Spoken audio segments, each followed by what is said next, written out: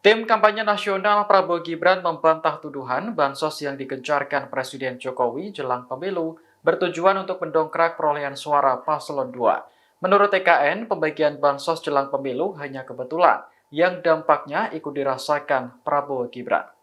Wakil Ketua TKN Afrian Syahnur menegaskan tidak ada kaitannya program bansos dengan pemenangan suara paslon 2. Ia menyebut bansos merupakan program pemerintah yang dilaksanakan rutin oleh Presiden Jokowi.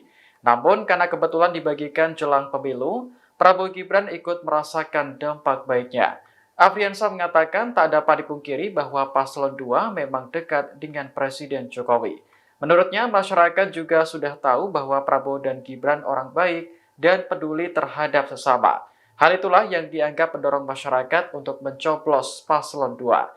Afriansyah juga menyebut perolehan suara Prabowo Gibran tinggi karena kerja keras TKN dan Prabowo Gibran sendiri.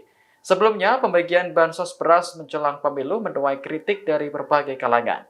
Presiden Jokowi lantas mengungkap alasannya karena harga beras merangkak naik di berbagai negara. Download Tribun X sekarang, menghadirkan lokal menjadi Indonesia.